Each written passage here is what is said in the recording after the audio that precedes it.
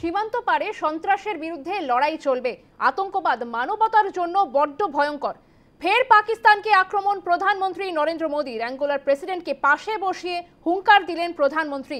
সীমান্ত পারে সন্ত্রাসের বিরুদ্ধে লড়াই চলবে। আতঙ্কবাদ মানবতার জন্য বড় ভয়ঙ্কর। ফের পাকিস্তানকে আক্রমণ প্রধানমন্ত্রীর। এই লড়াইয়ে যারা পাশে থাকবে সবাইকে স্বাগত বললেন প্রধানমন্ত্রী নরেন্দ্র মোদী। ঠিক কি বলেছেন প্রধানমন্ত্রী আমরা শুনবো।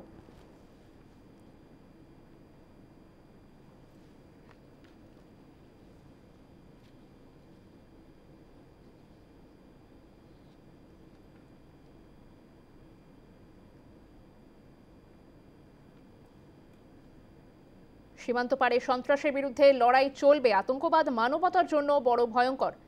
পাকিস্তানকে হুঙ্কার প্রধানমন্ত্রীর। আমরা শুনে নেব কি বলেছেন প্রধানমন্ত্রী। एक मत है कि आतंकवाद मानवता के लिए सबसे बड़ा खतरा है।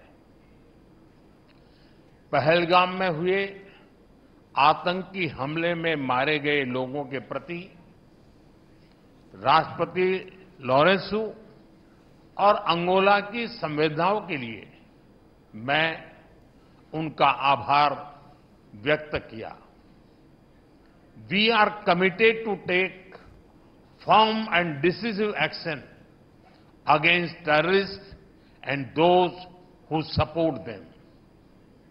We thank Angola for their support in our fight against cross-border terrorism. সীমান্ত পারে সন্ত্রাসের বিরুদ্ধে লড়াই চলবে। ফের পাকিস্তানকে আক্রমণ প্রধানমন্ত্রীর। অপরদিকে আমরা শোনাবো এআইএমএম নেতা আসাদুদ্দিন ওয়েসি কি বলেছেন। তিনি বলেছেন, কড়া জবাব দিন প্রধানমন্ত্রী, পাকিস্তানি জঙ্গিদের জবাব দিন। নির্দোষ ভারতীয়দের মেরেছে ওরা, পাকিস্তান থেকেই ঢুকছে ভারতে। এমনটাই বক্তব্য এআইএমআইএম নেতা আসাদুদ্দিন ওয়েসির। পহেলগাঁওয়ের সন্ত্রাসী হামলা আর তারপরেই দেখা যাচ্ছে একাধিকবার হুঙ্কার প্রধানমন্ত্রীর। হুঙ্কার দিয়েছেন এআইএমআইএম নেতা আসাদুদ্দিন ওয়েসিও। তিনি বলেছেন, কড়া জবাব দিন প্রধানমন্ত্রী, এমনটাই দাবি। পাকিস্তানি জঙ্গিদের জবাব দিন, নির্দোষ ভারতীয়দের মেরেছে ওরা, পাকিস্তান থেকেই তারা ঢুকছে ভারতে।